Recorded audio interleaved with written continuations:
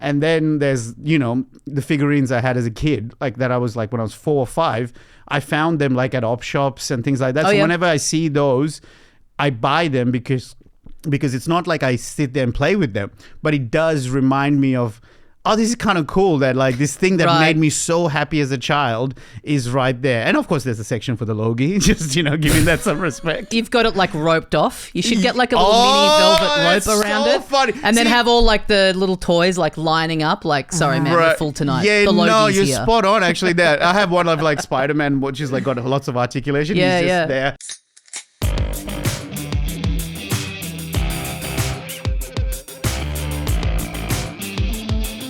Hello, welcome one and all to a brand new podcast. Oh my God. This is How to Do Everything. I am Tommy Dassalo. Thank you for tuning in. Thank you for being here, getting in on the ground floor of this exciting new vanity project.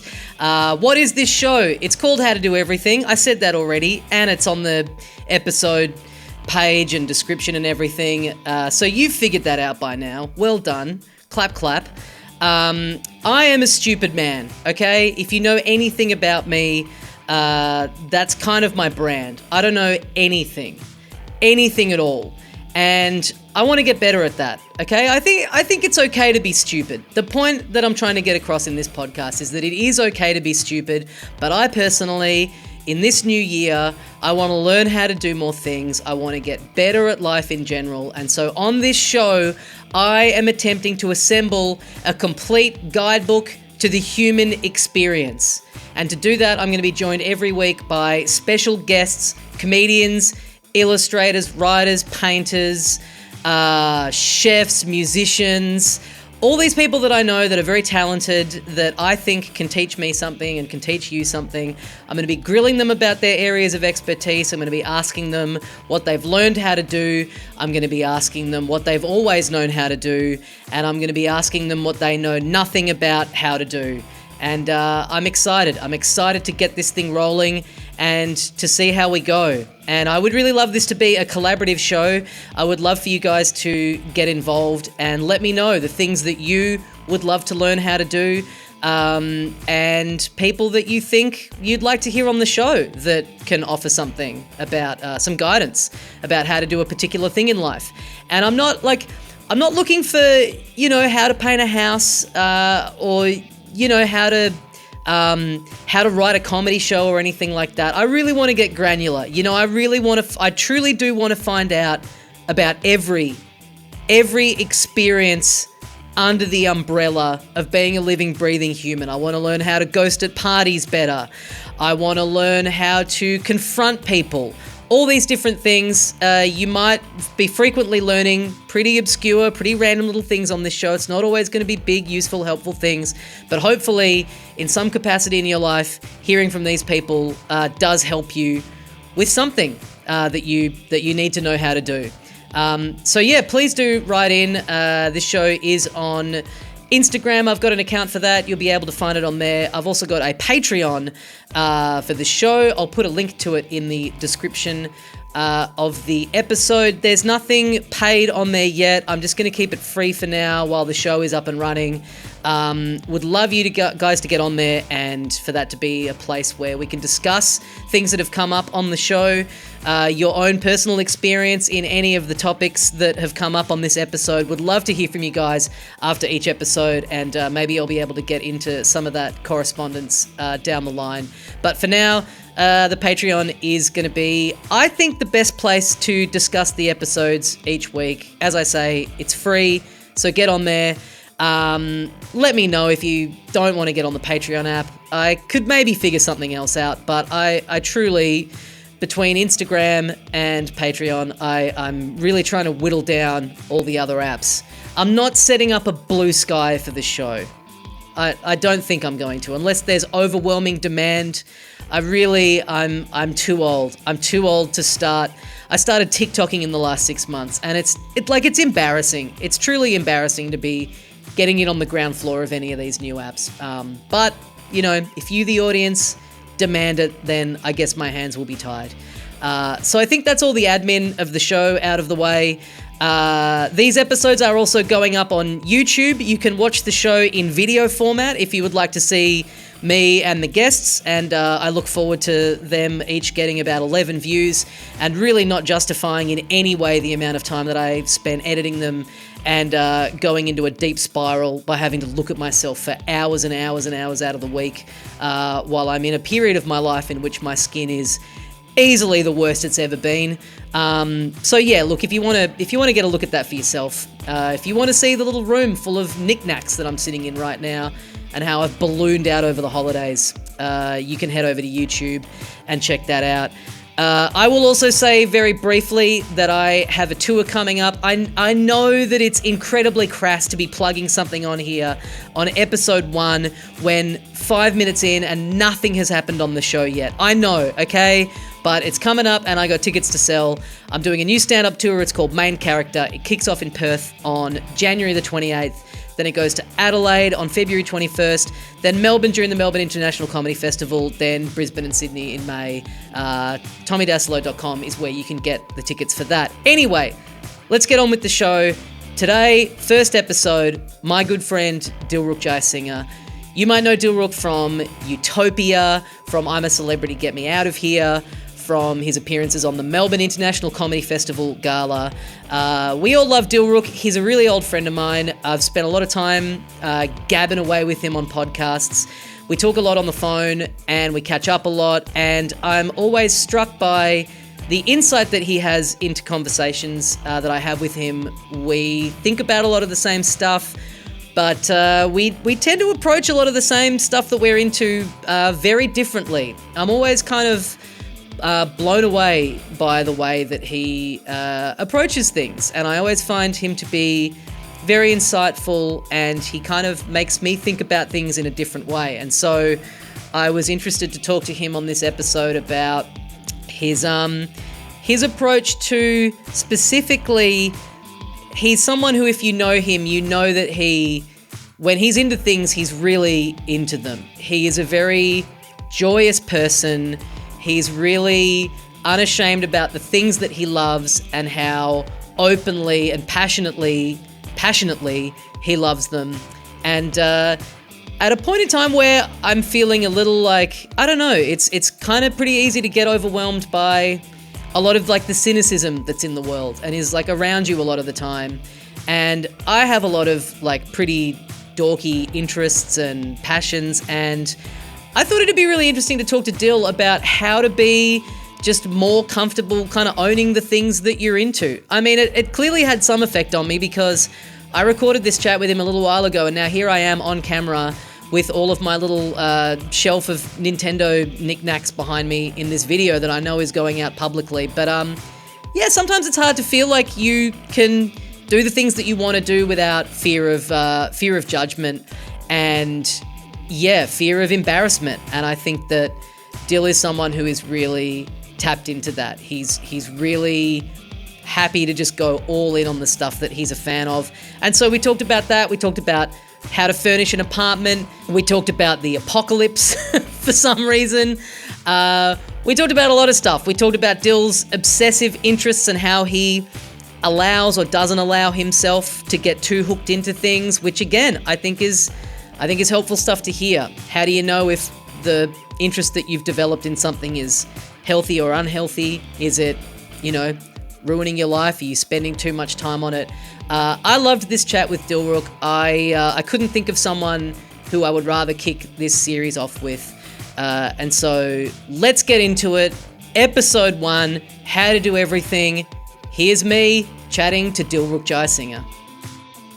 Living in the one hotel room for 9 days so you can kind of like properly unpack and make yourself at home. Yeah, fuck heaven. Yeah. One hotel room. One hotel room. Mate. Which I think we're going to be in the exact same hotel room that we were in like last year a year ago when we went. The hotel room itself, not just the hotel, obviously. Same hotel, and then we've booked the same style of room. Right. So then Lauren emailed and said, hey, can we have that top floor again? Right. And that's like it might be the one next to it, but I kind of hope it's the exact same one. Yeah, you do, because it's almost like, there's memories attached to it. Oh, man, my body's like curling up at the moment. I should have left some stuff there.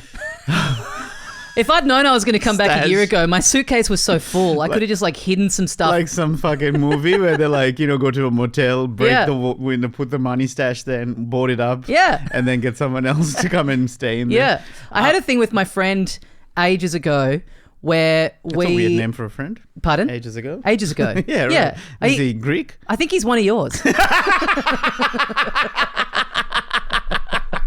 I like doing this rolling thing where it's like, when have we started? And it's like, you just get a laugh and it's like, we're on. This is going in. I think that's good. When we were like, I don't know, 17 and we would go, we were starting to go out and like underage drink. And there was this bar that we would both go to, sometimes together, but sometimes separately, that was quite easy to get into. And there was like a little crack in the bricks out the front. Right. And we would write little notes to each other and leave them in the crack. And then like if you went, the friend wasn't there, you'd check and you'd write something and you'd leave it. But the stupid thing was, this is like, this isn't in the 80s or anything. We have mobile phones. I was going to say, yeah. So it's like we're texting to say like, hey man, I left you another note in there. Yeah. I Have love a look. it. It's like, hey man, I found the note and I left you a note. So it's like communication to let you know that there's other communication that I've left for you. I'm so here for it. I just think that being silly and being childlike and stuff like that is one of those things that it's a shame don't get me wrong, I love technology and love things being practical and efficient and stuff. Yeah. But when it comes to playtime, who cares about efficiency? Just be silly and stupid. Yeah. That sort of thing is right up my alley. Every now and then when I have to write, just write something by hand, like writing out a set list. I just realized, like, man, my handwriting has gone to shit because I never have to write. Yeah, I get RSI almost like I've been playing a lot of Call of Duty recently. Oh, hell yeah. And sorry, wrong pod. But my right hand cramps up a fair bit. I think that's the shooting and aiming one. Yeah. And so now even if I'm in the gym and working out, like depending on what the movement is, like if it's like triceps or whatever, like that particular angle really hits some sort of RSI issue. Oh my God. And writing, and I'm like, oh, come on. Like, I just want to be a 40-year-old who plays video games and wears yellow jumpers. So how much Call of Duty are you logging? Because something that I would consider you to be an expert in, and this is, I think, both good and bad, is that you are, and I think you would say this too, you're quite like an obsessive person. Oh, because totally. I remember before you got a Nintendo Switch, we were talking once and you were very... you felt like you weren't doing much outside of work. You were very like just only consuming comedy, only doing stand-up.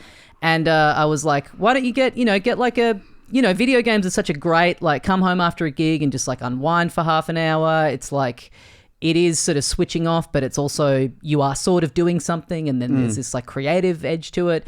And you were like, I don't trust myself, man. Yeah. If I go back into gaming, that's it for me. I'll be like hours and hours. And I told you, like, there's this Zelda game where it's like, it's basically infinite. And you were like, that sounds like hell to me. Not hell. That sounds like heaven. Well, but your life my life will become hell. My life in that game would be magnificent, but just the people around me will just disappear, and I just won't be able to pay rent anymore. Because what I told you is when I left Sri Lanka as a 19-year-old, I made a vow not to install any games on my uni laptop or whatever, that I made a decision, because prior to that, before coming to Australia, I had 9 months of nothing between high school and uni. Oh, there was just the days between. Oh my God. That's the best time of your life. And I can't remember what the games I was playing back then. Probably, I can't remember. But anyway, when I was younger, there were two injuries. One was I had a bruise. It's gone now, but for years there was a bruise on my wrist here from playing Need for Speed on my PC. Yep. So the arrow keys at the bottom of the keyboard, and I just rested on that for so long that it was just this permanent bruise. Sick. And the other one is I still to date had this chipped tooth here from playing Mortal Kombat and grinding my teeth as I was just oh man. See, that's, I mean, you should be on Filthy Casuals instead of me, because I'm like, I mean, I play a lot of games, but I don't think I've sustained any permanent injuries as a result of gaming. Right. That's the next level of like the person that's like broken a TV because they threw the controller at the screen. Yeah. I've never done anything like that. My ex and I used to play the game you introduced me to, the cooking one. What's it called? The one on Nintendo. The cooking one where you have to Overcooked. Overcooked. Yeah. Like, I love how it sounded like the name was so far off from cooking. You're like, the cooking one? The cooking what? Doesn't sound like me. Trying to sound cool on my own podcast. Not me, folks. Overcooked, one of the best games, but seriously, it was so stressful because, and my ex and I, we had to make a rule saying that whatever we say to each other during the game cannot be used against us afterwards. Like, you gotta go, this is the intensity. Patient doctor privilege. Right. It was like, unless I think you're a tomatoes? threat to yourself or others. Yeah, it was like, oh, don't you burnt the fish. It's like, that game, for anyone who doesn't know it, it's like like a simulation of a kitchen, and you're playing together and you're in separate parts of the kitchen, and one of you might be chopping the ingredients and then the other one's cooking them. So it's all about communicating with each other as the orders come through. Right, say for a burger, for example, you need to chop up the lettuce, you need to flatten the patty, you need to fry the patty, and then toast the bun. Like, there's steps to it. And also, you need to plate it, put it on the thing, but also there's got to be dishes to be washed. And then there's other orders coming in that need, like, different amounts of stuff, so you've got to juggle that. And it's a great game. It's fun. It's very popular. Good. But it is like, everyone I know who's played it with like a housemate or a significant other is like, they're not together anymore. There's a reason she's my ex. Yeah, exactly. Yeah, it's almost like the game has been created as this like social experiment, or like with some kind of nefarious intent. Like it's as if it was invented by like a recently divorced man who's like, I don't want anyone to be happy. I want every relationship to come to an end like mine did. Yeah, but I love it because it taps right into so many things that I love, which is, urgency and intensity, but also there's strategy involved. Like, you have to figure out what's the particular, for that particular level, there is a flow that works better than, say, if you just try to only make the one person do the beef or whatever. There's so many different ways to approach it. But if you get the one that's right, you just smash it. But if you get it wrong, you just keep fucking up. And I love that about it. And it is any game where like part of what's happening is happening outside of the game. Like, not just you're mechanically controlling it and going from A to B and doing the tasks. Like, you actually do have to have, like your real world experience outside of just what's happening on the screen is as much of the game as well. Yes, absolutely. Like, you can't just play it in silence in a vacuum. You actually do need to be talking to each other. Totally. And I think in a weird way it does bring you together as well. Because when you win, it's like we did it together. We did it, Whereas saying, I funnily enough, like fast forward 2 years later, I play Call of Duty only primarily with my ex because she comes over and we're like going for each other. It's almost like it's like mirroring our relationship. When we were together, we were on the same team with this common goal. And now now that you've broken up, you're playing something far more violent where you're just riddling each other with bullets. Yeah, totally. So we jumped ahead a little bit because that conversation where you were like, I can't go back in. Yeah, it's too intense. And then now you sound like you're doing a good job of, your career has flourished at the same time as you having this, what you thought was going to be crippling video game addiction. So you have proved that you can have it all. Right. But what was the link to get you back in? So, firstly, thank you. But also, I think you're right. It's because I now have something that I care more about than video games. Okay, It's like, I can see the patterns of my addiction still there. But now it comes at the cost of not doing stand-up to the extent that I want to do, and that's not good enough for me. You know what I mean? Back as a high schooler or uni or whatever, you're like, any excuse to stop studying and play video games. Like, there was no purpose in life at that time. So this was the amazing escape. Whereas now I'm like, oh no, I don't really want to escape from my life because I fucking love my life. Yeah. Do you know what I mean? So for me now, it's easier to put little restrictions. Like right now, the current one is I just only can play on the weekends. Yep. Do you know what I mean? Like, and that way it just makes sure that I get through the week all right, and it is a reward that I look forward to at the end of the week. And the reason I in fact even bought a PlayStation 5, because I was doing Mario Kart for a while, and I last year wanted to go to New York on holiday, and I thought, what a great way to learn about New York by getting the Spider-Man 2 game. Good Lord. Okay, right. Interesting. Right? I thought, seeing Venom just like tear the city up is making you think like, boy, I can't wait to go there. Yeah, kind of, but also it gives you a little bit of the lay of the land. No, it is. And it's very realistic. Like Unfortunately, I installed it. I played it for 5 minutes and just switched to COD, and I've not. Oh, really? I've not played anything other than Call of Duty for the last year. And now you're going to try and do gigs in Afghanistan or wherever you run around in COD. I don't know, never played it. Look, I got to say, it's insane to me that you've gravitated more towards COD than Fortnite. I could see you I don't know anything about Fortnite. Devouring Fortnite. Right, but isn't that another one where there's no end to it? You just keep going? Yeah, it's online Yeah. shooter, but they keep putting in like Updates. different pop culture people, so you can play as like Rick and Morty and like all Eminem like a and lot of the stuff. Marvel. I'm pretty sure. Yeah, exactly. I'm pretty sure Eminem's in it. It is your brain. Yeah, oh mate. Yeah, But we got to move off video games eventually Yes. because this also something, and you mentioned this before, that I would consider you to be an expert in is like, and I guess it's tied into that like sort of obsessive streak that you have, is that when you're a fan of something, you're all in. You're like very like monofocused. You're very like confident in being like, this is something that I love. You really wear that on your sleeve. And I think a good example of that is the last time I saw you, we caught up and we were having lunch, and the lunch just kind of happened to fall on a day that was like quite an intense day for me. I won't go into any more detail, but maybe people can figure out what I mean by that. And I walked into the cafe and you were wearing a hoodie that I've seen you wear a couple times on social media. It's a hoodie of the Eminem, the like Robin style jumpsuit that he wears in is it the Without Me? Without Me and Houdini, video? 2 video clips, yeah. And so I walk into the cafe and you're there dressed like Eminem. Well, and Robin, I'm just like, Eminem as Robin. Eminem as Robin. Right. He doesn't even make himself Batman. That's very funny to me. Oh, no, so totally. That's I what walk makes in it funny. and I'm like, I just see you dressed like a cartoonish man who's playing a cartoonish man in a video clip from like 20 years ago. And I just thought, man, everything's going to be okay. There is joy in the world.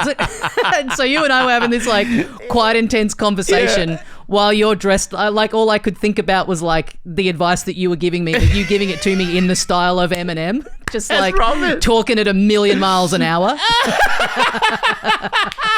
That's so funny. Everything's going to be okay. Well, it's not Cotton Eye Joe. Oh, I don't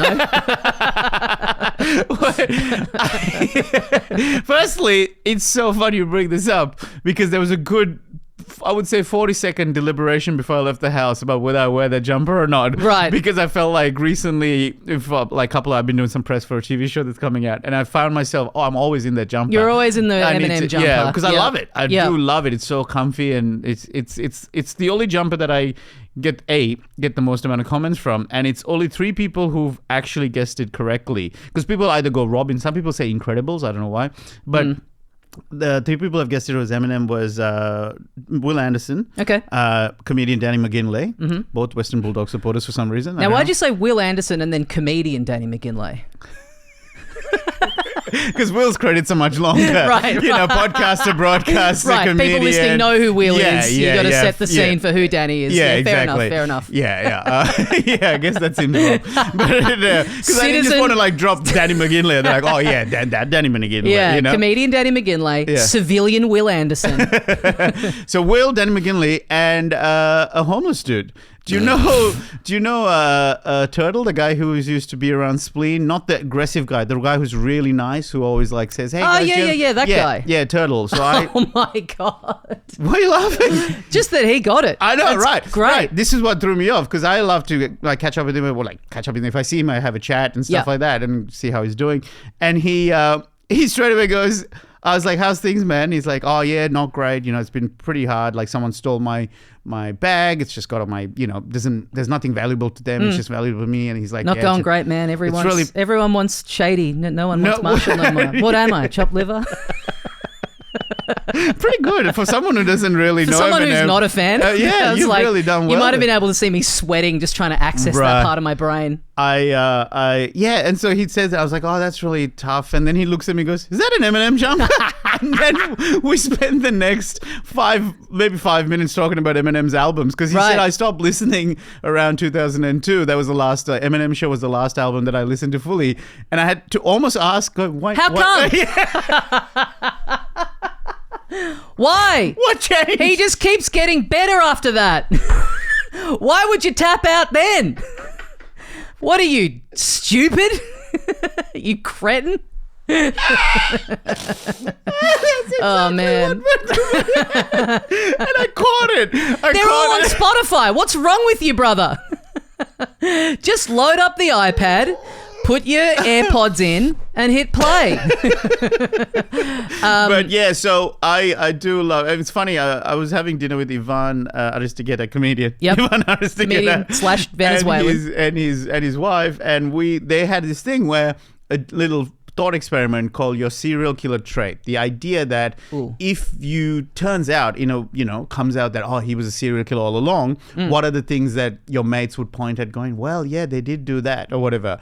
And Alicia was one for Ivan's. That's a podcast in and of itself. I think so, right? And for Ivan's, she's like, apparently he folds his underwear and socks. I'm like, that's not a serial killer trait. That's fine. Like, she's like, no, it's weird and stuff like that. Well, but that's the point of it, right? It's not anything that like sticks out in and of itself. Sure. But if he was to be found to have murdered dozens of people, right, then it's like the selective memory, or not quite that, but people would go, yeah, I always knew because he folds his underwear. Yeah. It's like the neighbor going like, yeah, there was always something about that guy, and it's like, no, there wasn't. Like you think that now because right. And so we were having that. I think was like trying to figure out what mine was. I said, I just love the smell of fresh blood when you slit someone's throat. Oh my god, that real strong iron smell. That's probably my but it would be if you killed. Yeah, if you went on a rampage and then they got you.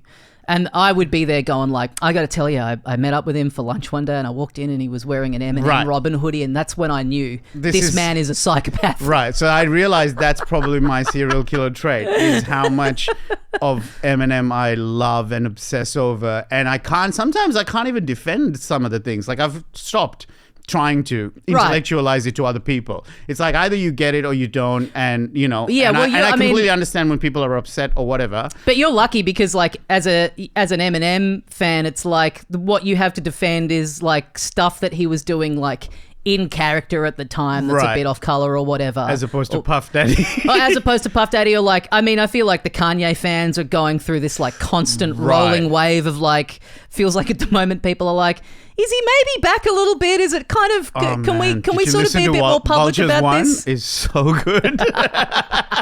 Actually, more so than Eminem. Maybe my serial killer trait is Kanye. Well, this is my serial killer trait. Every year, Spotify, what's it called? Wrapped. Number one, Eminem. I'm in the 0.01% or something of the world listeners, which is like a big achievement considering how popular he already is.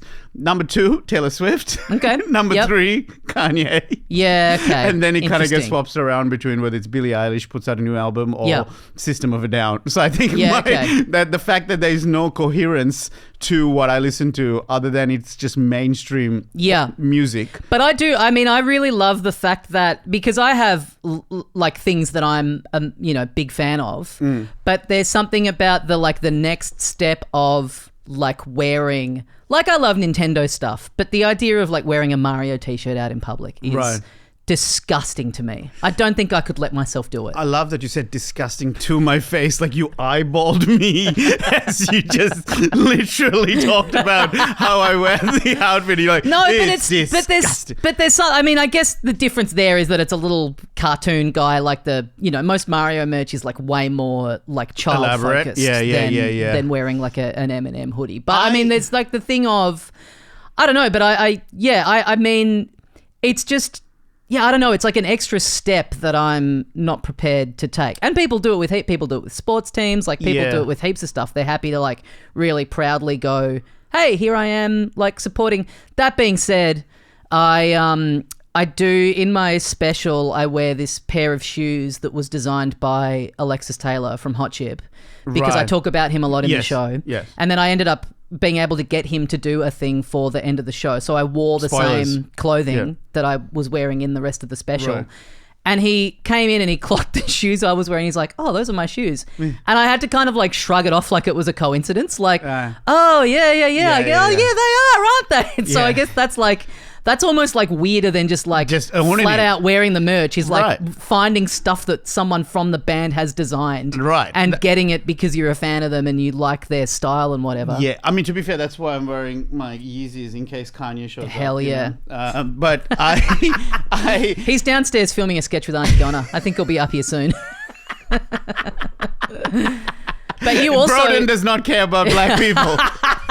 You also... sorry, just on that. So on the idea of wearing those things, I think where I'm at right now is some phase of remembering a time when either I couldn't afford these things or felt like I was made to feel weird for wanting those things, right? So recently I did a little revamp of my apartment. I think I was telling you about it, about like I bought this. Yeah, I love this story. Where you had this like really nice apartment. Yeah. And then your ex moved out. Yeah. And took all of the styling with her. Yeah, well, and so you're left styling, in this Patrick Bateman, speaking of serial killer. Right. That's your serial killer trait. The fact that you live in an apartment with no art on the walls except for a Tommy Dassalo There's a print. Tommy Dassalo artwork, but you know the other one? The other one is this 6 foot times maybe 5, like huge, like commission painting that I have of Eminem and Eddie Murphy. Yeah. Now that's the picture that's in the Herald Sun of like the double page spread of the killing spree you've gone on. And it's like, you see that photo and you're like, no further questions. This makes total sense.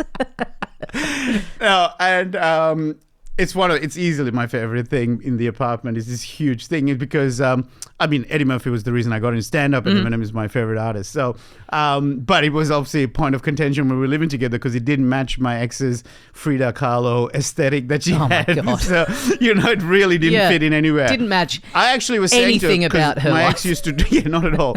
But to be fair, she was a fan of Eminem growing up. So she knows a lot of the lyrics and stuff. So on road trips, we would like, play the song and rap together and stuff. So that was kind of fun. Yeah. But you'd say the slurs from that Eddie Murphy special together. No, she's never seen it. Really? Yeah. You never managed to get it. Sorry, comedian Eddie Murphy.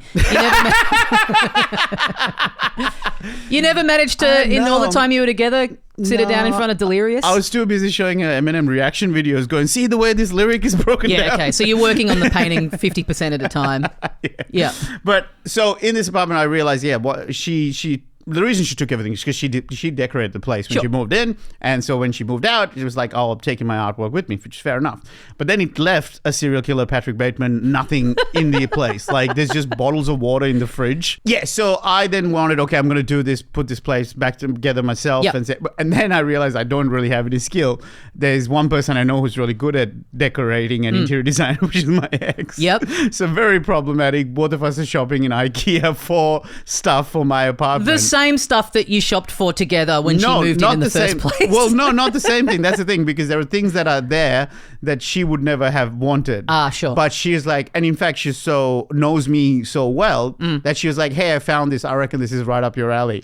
And so, and I'll tell you what that is in a second. But so one of the things I got was this a bookshelf, and I kind of have each section dedicated to something that I love. So there is the Formula One section. So I have like Max Verstappen's car, Oscar Piastri's car, Lewis Hamilton book, my Red Bull hat, blah, blah, blah. Yep. Then I have the Hawthorn place. I've got the cricket, the Sri Lankan cricket team stuff.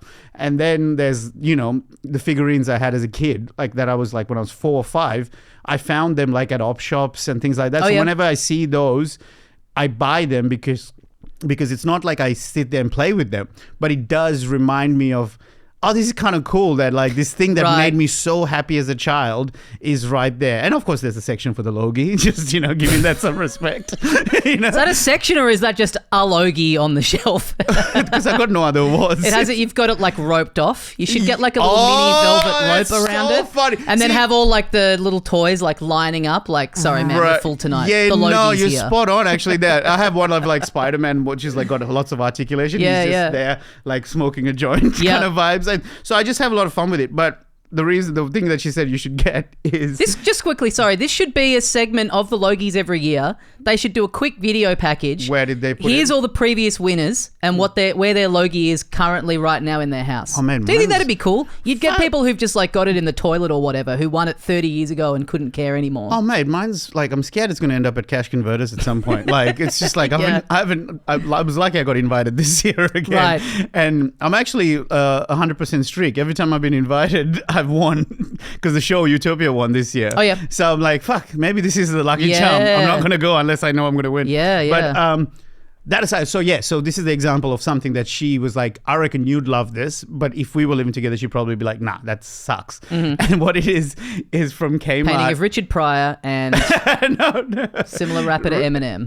Probably, who would it be? Vanilla Ice. Vanilla Ice. Richard Pryor and Vanilla The Ice. fathers, painting. the ones that influenced the generation before. Yeah, Standing on the shoulders of giants. But it's these fucking, there's only $20 or $25, but like these LED lights that you can ride around. So it's gone behind the thing, and it lights up in different colors, but you can synchronize it to your music. It just goes off on these different colors, which I love. So if I'm watching like Star Wars, it's all these red colors going. If I'm watching Red Bull or Formula One, I've got like the Red Bull colors ready to go. So it just flashes all that, right? Did you just call Red Bull? Did you just call Formula One Red Bull? I don't know. If I'm watching Red Bull. I mean, I'm a real fan. I'm a real head. You know, us really in the community, we just call it Red Bull. That's its actual name. Because Formula One's the sport. Yeah. Red Bull's the show. You get it. This is like you commented in Call of Duty. Yeah. But what's fucked about this lighting system is I can't use the one that picks up the music, because unfortunately it also picks up my laugh. So every time I laugh, it just starts going berserk. Yep. Okay. So that's the sort of thing. So going back to the whole thing is, I just think I realized that I'm just in this phase where I'm like, who cares anymore? Like, I live alone. Yep. And so my brother and my dad were kind of being cheeky, and like I was showing them all the shit that I've got. And my brother and my dad are so like adult, like they're so classy. My brother's got this beautiful artwork. Everything is like perfectly positioned and designed, and he's got an area in his apartment which is like the Sri Lanka, like what does he call it, like Ceylon, vintage Ceylon. So it's all these old pictures of Sri Lanka, and that's where the tea and everything is kept. Whereas my coffee machine has got a Lego of Friends, the cafe, Central Perk. You know what I mean? Like, that's the difference between him and me. Well, I mean, I have like an office at my house where I've got like my computer, and because I'm working at home a lot, and that's where just all of my knickknacks and crap end up. And I've learnt now to not even ask, but like in one of the big lockdowns, I bought the Seinfeld Lego online as like a real break in case of emergency. Yes. A day where you're just like really losing your marbles. Yeah. Just have a day where you just build the Seinfeld Lego, and then ended up, it was like great to just have that there, and just like had a day where I just completely hit the wall and went, you know what, I'm just going to drink a beer, sit here and do this. And then, you finish it, and I was saying to Lauren, like, hey, maybe we put this like on the mantle over here, and she's like, no, that can go in you. Like, I've just learned not even to ask about any of the crap that I enjoy does not get to have any placement in the rest of the house. Which she's like, that's why you have this room. That's exactly. I was going to say, I'm kind of on her side in a way. Like, maybe just one little guy, one little guy over there. Right. Just maybe, you know what? Maybe you'll add one little guy. Guy. What's the harm in one little guy? You sound like Jerry. What's the harm in It's one guy. It's one little guy. But yeah, my brother and dad were like making fun of it, and then my brother was like, "What's the aesthetic? What even is this aesthetic?" Right. I'm like, the aesthetic is things that Dil loves. Yeah. That's it. And I realized 99% of the time I'm alone in the apartment, and why not decorate it in a way that makes me feel happy? So things like the outfit, like the Eminem thing or whatever, it's just that I do feel fun and silly wearing it, because honestly, life's so fucking brutal. Like, you know what I mean? Like, it's just so, whether it's health reasons now, or like I turn 40 next year, and I'm just looking at the list of shit I need to fix about myself, right? Yeah. And then whether it's relationship, the fact that I'm single again, or work, how stressful work can get, and how volatile our industry is. All of that is just so chaotic that I kind of like allowing myself to feel like a kid again, and go, hey, remember when none of this shit mattered? And remember when you just got to dress up as a fucking weird Robin character? Yeah, and when you can fit a shelf out with all the sorts of little bits of crap that you loved as a kid that you would have had to like beg your parents for a little extra pocket money to be able to get, and it would have been like, and just being able to, be on Amazon at 1 a.m. and be like, you know what, I'm just going to order this right now 1,000%. Because I can. 1,000. There's a Darth Vader that isn't a figurine. It's not articulated. It's just like a bust, you know? And even as I was like, literally, we're talking 3 weeks ago, Dad was like, oh, I remember this thing. Like, it was like, you were 18 and you wanted me to buy this and it was so expensive. Yeah. And I was like, it doesn't even move. Like, why did you want it? I'm like, yeah, but you've got a painting on your wall that you like looking at. It doesn't do shit. Yeah. But you just enjoy having it there. Yeah. And I said, look, the proof is in You the had pudding. me and I suck. Fuck you, Dad. Well, the proof is in the pudding. 21 years later, I still have it and I still love it. Like, you know what I mean? Like, it was a good investment, not totally. to resell, but just I find it awesome to have that there. I've got shelves full of little like knick-knacky things that I've accumulated, or like especially when I'm in Japan, I like getting a lot of little things that are, especially when you travel, you're like, this will remind me of the holiday. And then the other day, this company called Mondo, who do a lot of like old, like they do like new versions of like old movie posters. So they'll get like current illustrators to do these like new versions of posters.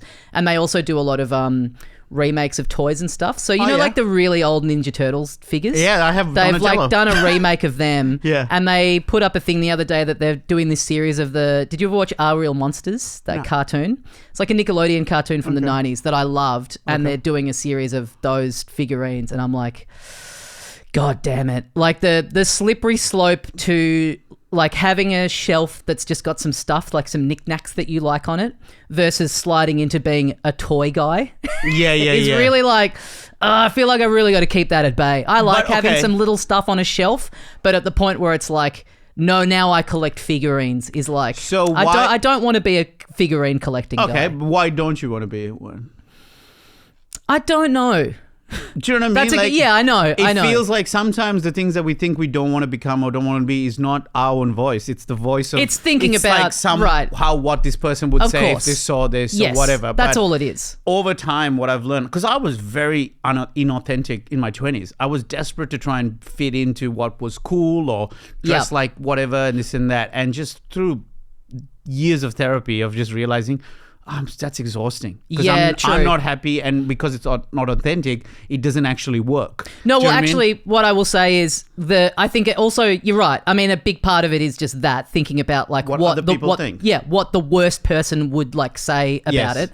But it's also the slippery slope of the time investment and the cost of it. Like, sure. Do you follow any accounts of like, there's a couple of Simpsons accounts and like Nintendo accounts that I follow of people who like, they've devoted their lives to collecting as much of this stuff as they can.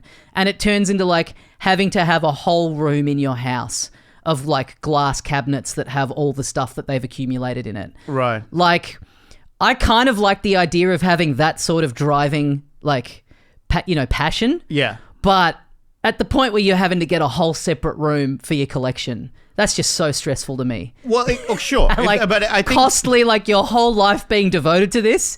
It's just too much. Yes, and I agree, but at the same time, not for you, but you can see how, like for me, I see something like that and I'm like, fuck, good on you. Like I'm so excited for them that because again, you're finding something that you're passionate about. Of course, yeah. And you're doubling down on it. And something that I always say to people when they ask me about like, like advice on work and this and that or careers. And I'm like, just find the thing that looks like work to others, but is play for you. Like, anytime, like, so the fact that you've got a podcast based on video games and because of that, you get invited to all these video games. Yeah. Think of the number of adults when you're growing up who might have said to you, oh, you're not going to go anywhere with video games and things like that. And like now, literally, you make an income from your love of video games. And that's because you double down on that love. Yeah, there's two ways to do it, to view it. There's like, love what you do and you'll never work a day in your life. Yeah. Or monetize your hobby and you'll never be happy again. Yeah. You'll never be able to truly relax because you've turned the thing that used to be unwinding into work. But it still is great. Like I would say that tip over to that can happen, right? And I've been very protective of that with stand-up because stand-up without any I think you would agree it's hard to find someone who enjoys stand-up as much as I do. Oh, yeah. Because you guys would make fun of me 3-4 years in that how much I'd be sitting in the crowd watching. And I think like you and Harley would be like, oh, I'm like, don't Harley Breen, comedian. Yep. Would be like, don't worry, that goes away after about 5 years. And here we are 14 years later. I'm still like going to Comedy Republic because it's down the road from me and I'm just watching a gig and I'm like, all right, I'll go home now. You know what? You and comedian Ben Lomas, you guys are like the two two-face of comedy, you know, where like on the one, you're like the guy who you love watching the craft and the positive side of it. Right, I see what and you're then saying. he's like the flip the coin and he loves watching people bomb. He wants to, he gets hard for a bomb. Like, Yeah, honestly, I know he's booking gigs that are so inconvenient for him to get to, but he just knows who is going to be on the lineup. And he's like, oh, I want to MC that gig. I just want to see them headline. Yeah. Like that. I hope he doesn't mind me telling this, but I did a fundraiser gig in Ballarat the other night for Lifeline. Oh, it's funny. I had the conversation with him yesterday. Right. And he filled me in on he messaged me and he was like, I need to know everything about this gig afterwards. Right. And I was like, what in particular interests you about this? The drive. And he said, he said, well, it's a thing for Lifeline. So when you walk out, people are going to start cheering because they'll assume that Lifeline saved your life. you. And I was like, no, Lifeline's not like a cancer charity. It's like a suicide hotline. Like, do you know what Lifeline is? He doesn't. Imagine walking out as the MC and people cheering. How weird's that? So one thing I want to ask you about being an expert on as well, before we wrap this up. Oh, so we're starting the pod now. Yeah. This is the like preamble and then I'll hit record. I knew this was going to happen with us as well. Like, it's going to be like, we're just going to keep chatting so much. That's love it. Kind of what I'm finding in the, this is only the second one of these I've done, but like the thing that you come in here thinking like, this is the expert thing that I'll talk to you about. I haven't even gotten to yet. And isn't it cool in a way? Like, I just realized, like, you know, this is the first time you and I are doing a pod together in ages, whereas there was a period where... What do you mean, man? Did you get a new number or something? Like... What happened? Whereas I reckon I was like on average seeing you once a week or once every 2 weeks doing pods together. That's crazy. No, I mean, I do want this show to be like, this isn't like the definitive DILRUK episode. I want this to be like a kind of regular, you know, a regular crew of people that come in. That I can ask you about other expert things. Awesome. But this just reminded me. So talking about the like being a, you know, the sliding scale of being a toy collector. So my dad, who you know, he has been... he's been collecting for Doomsday Prep, remember? Well, the first time to sort of what made me think of that, he has been for longer than I've been alive, so I think for about 40 years now, he's been building a Rolls Royce from scratch. Yes! And I've sort of held his feet to the fire on this and gone like, what is taking you so long? Like, you know... Not to be crass, but you're running out of time here. Right. I want to see you like drive this car around and enjoy it. And he's like, I can drive it at the moment. It just doesn't have a floor. I'm like, do you call it a floor when it's on the car? Like, I don't know, like Fred Flintstone style. Yeah. But he was saying part of what takes so long about it is that when you need like a part for it, because it is such a small collection of these old cars out there, he's in like a Rolls Royce club. And you get a newsletter, I don't know, like maybe 4 times a year. And it's printed out. It's in the mail. And in the back of this, there'll be like a kind of trading post section where people are like, oh, I'm selling this little part, or I need this little part, or whatever. So if you need a part for a Rolls, you basically have to like just scan this newsletter every 3 months. Right. Hope that someone in Woodfordshire, let's be realistic, deep UK, has this part that you're looking for. And so you're just playing this waiting game of like, oh, yes, okay, this guy's got it. So, you know, you're like communicating with him and then it probably gets lost in the post by the time he sends it to you or whatever. But there's something so nice about that, like that real analog. And it's like the same as those collectors that are like trying to get every piece of Simpsons memorabilia from like 1990, where you really are having to be on the hunt of like going around to like op shops and just hoping that they've got some like Grail Bart Simpson item that would go for $1,000 on eBay, but they've just got it for, you know, 15 in the corner because they don't know what it's worth. Yeah. I do love that thing of like actually being on the hunt for something, and when you finally get it, it's an achievement. It's not just like, oh, I feel like getting this Are Real Monsters toy that reminds me of being a kid. I'll just get on Amazon now and buy it. Right. You know what I mean? Like it's so easy for us, but I love the kind of the idea of the thrill of the chase. Exactly. This is what I was going to say. Your dad's, that hobby for me, it like lit me up. I'm getting goosebumps because it's also like clearly the priority isn't the completion for him. It's the joy is in the work and the climb, as Miley Cyrus said. I mean, yeah, it's about the journey, but at the same time, it's like we got to reach the destination at some point. Why though? Like, because you're 78. I know. I get that. Don't get me wrong. There's that element as well, but there's like. I always think of like Tim the Toolman Taylor in Home Improvement, how he's building the hot rod, and it was like the big thing in the final episode. Like he finally finished off the hot rod. Right. That's my dad. Say, not to get too dark, but say your dad does pass away before he completes the Rolls Royce. Is that something? I'd hate it. You would. No. Would you inherit that hobby and try and complete it for him, and then drive it in his name? Yeah, I guess so. I could probably link up with. I mean, my cousins and uncle are all into that stuff, right. So I wouldn't know the first thing about it, but I could definitely like link up with them. Yeah. So there is something sweet there as well. And then I get behind the wheel and I drive it off a cliff in one final act of solitude. With Lomas saying, "This is what Lifeline is for." Well, so again, another thing that you're an expert in, and I feel like we've learned a lot. We've learned a lot about just how to just really embrace your love of things, how to wear that on your sleeve. Lean into it. How to lean into it. So yeah, speaking of my dad, so you came around to my parents' house once for dinner. My dad had seen you do some gigs, and he was Christmas? No, that was. I think it might have been for his 70th, maybe. Well, that one was a big celebration that I came for. Then there was another dinner where it was just me and a few other people, maybe. Yeah, he'd been a fan of yours, and he was like, "Can you invite DILRUK around for dinner?" I'm so like, cool. I mean, if it makes you happy, sure, but I personally, for me, can't think of anything worse than that thing of like trying to merge being worlds. it's like it's so stressful. Anyway, It was a nice night, but then so like the next day, you were saying to me, you were like, "Hey, your dad was giving me a tour of the house, and he showed me his bomb shelter that he's made," and I said, "What bomb shelter?" So I guess what I'd like to learn from you on your expert subject is, how do I make my dad love me? How do I make my dad think that I'm worthy of saving from a nuclear blast? How do I get an invite? How do I get an invite How'd you get that? into the bunker? Like, just me banging on the door being like, "Come on, Dad." Yeah, the Rolls Royce doesn't even have a floor. That's it. He's like, someone needs to finish the rolls and drive it around the wasteland Mad Max style. That's so funny. Like these bikie gangs with these just like busted up husks, and I'm in there in this like $1 billion posh car. Hello, chaps. With all kinds of Simpsons figurines decorated. Looking for gasoline, are we?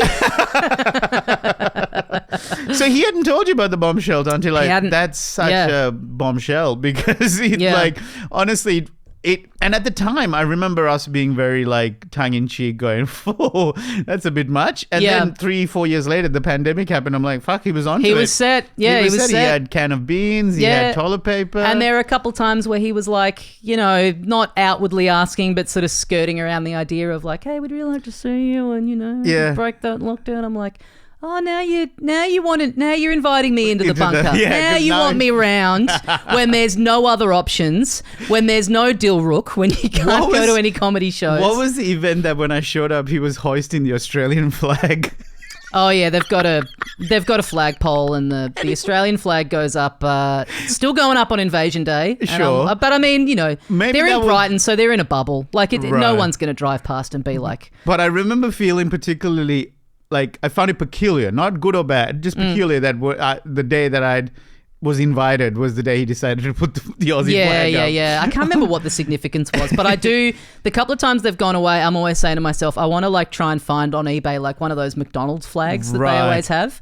And next time they're away and I'm like watering their garden, just go around and hoist the Macca's flag. I think I just figured something out about how your idea of your slippery slope, or fearing this, leaning into being a toys guy or whatever it is, whether it's video game or anything, just like leaning into that version of yourself.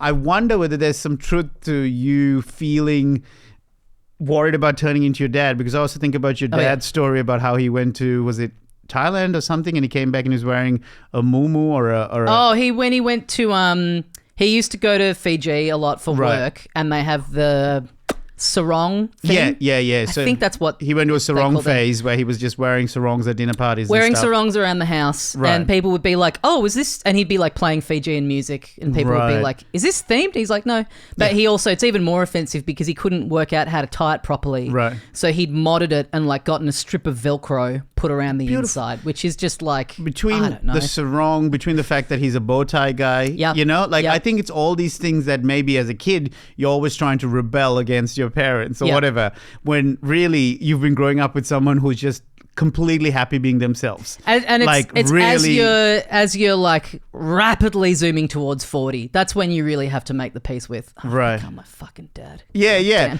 But in a good way, you should become like the thing, which is the lesson I think for, what do I know? But what I'm saying is the fact that he's someone who didn't really get affected by what other people think about his sarong or bow tie or his bomb shelter or his Rolls Royce. He's like, I just love it. I'm going to do it. Yeah. And he's a pretty happy man every time I've seen him to catch up with him. You know Yeah. what I mean? I So mean, I'm that's like- going to be my version of that with my son finding out that I have a bomb shelter is going to be like, the nukes do come down. Right. Probably if by the time I do have a kid and they're of age. Well, then it's that practical. will definitely be happening. But that'll be like everyone would have one by then. yeah. Do you know But what I my mean? son will get in there and it's like the bombs are raining down and we've like closed the door behind us and he's like, Dad, what the fuck? This is just full of Rocco's Modern Life figurines and copies of Nintendo games from Japan.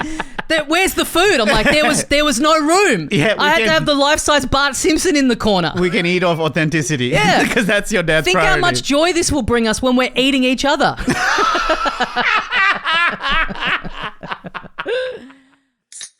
So there you go, folks. DILRUK Jayasinha. Seems pretty obvious, but man, if you love something, just go all in. Just proudly be into it.